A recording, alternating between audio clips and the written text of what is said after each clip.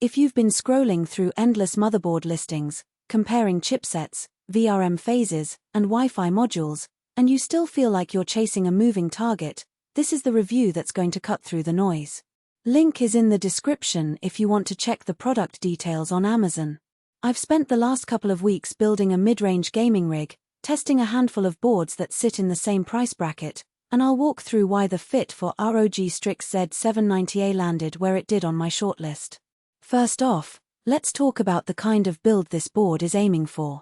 The Z790A is positioned as a flagship-style motherboard that promises premium thermal handling and a double network solution for both professional work and gaming. That tells you the target audience is someone who wants a solid foundation for DDR5, wants Wi-Fi built in, and isn't willing to compromise on network speed when streaming or uploading large files. If you're the type who runs a workstation at home, does a lot of 4K video editing, or you simply want the best possible ping in competitive titles, you'll likely find the value proposition appealing. On the flip side, if you're putting together a budget build or you already own a separate high-end NIC and a dedicated cooler, the extra cost of this board might feel unnecessary. The premium thermal solution is a nice selling point, but it only translates into real benefit when you're pushing the CPU hard for extended periods. For a casual gamer who plays a couple of hours a night, a more modest thermal design would do just fine. When I first popped the board out of the box, the packaging was clean and the labeling clearly identified the key connectors, the usual mix of SATA ports, M.2 slots, and a conspicuous Wi-Fi antenna header. The first thing I checked was the socket orientation. The Z790A follows the standard ATX layout, which means it slots into any mid-tower case without requiring a custom bracket. That's a relief because a lot of premium boards hide non-standard mounting holes that force you into a specific chassis, and then you're left scrambling for a compatible case. The real test began when I installed an Intel Core i7-13700K and paired it with 32GB of DDR55600 RAM. The board's power delivery felt solid, the VRM heatsink was noticeably larger than on the reference model I've used before, and the premium thermal solution isn't just a marketing phrase, the heat spreaders actually made a difference. Under a sustained Prime 95 stress test, the VRM temperature hovered in the low 70s Celsius range, which is a comfortable margin compared to the 80+ Celsius you sometimes see on cheaper boards under similar loads. That translates into more headroom for overclocking or for those long rendering sessions where you don't want to worry about thermal throttling. Network performance is where the 2 upgraded network solution comes into play. The board ships with a 2.5 gigabits Ethernet port and an integrated Wi-Fi 6E module.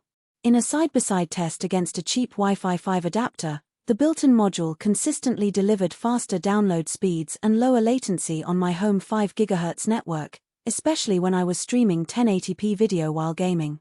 The Ethernet port, being 2.5 gigabits, isn't something you'll notice unless you have a compatible router or switch, but the future-proofing factor is there. If you're someone who works from home and needs reliable wired performance for large file transfers, that extra bandwidth can shave minutes off your workflow. Now, let's address the practical downsides. The board's bias is feature-rich, but it isn't as polished as the flagship ASUS ROG line that shares the Z790 chipset. The UI feels a bit cluttered, and some of the advanced overclocking sliders are hidden under submenus. That means a beginner might spend extra time digging through options just to get a stable baseline. Additionally, while the board supports both SATA and multiple M.2 drives, the layout forces you to place the first M.2 in a slot that shares bandwidth with the primary SATA port. In practice, that means if you install an NVMe SSD in the top slot, you lose one of the SATA connectors. It's a trade-off that's easy to miss on the spec sheet but becomes apparent when you're wiring up a storage-heavy build. Another nuance that matters is the audio solution. The board uses a generic codec rather than a high-end Supreme FX or similar. For most gamers, the built-in audio is perfectly adequate, but audiophiles or those who plan to use the PC as a media center might notice a lack of depth in the low end.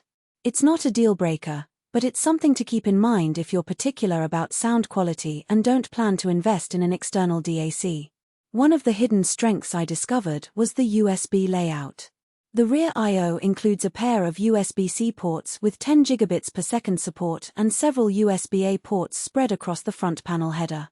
When I connected a high-speed external SSD via the USB-C, the transfer rates were consistent with the drive specs, confirming that the board isn't bottlenecking the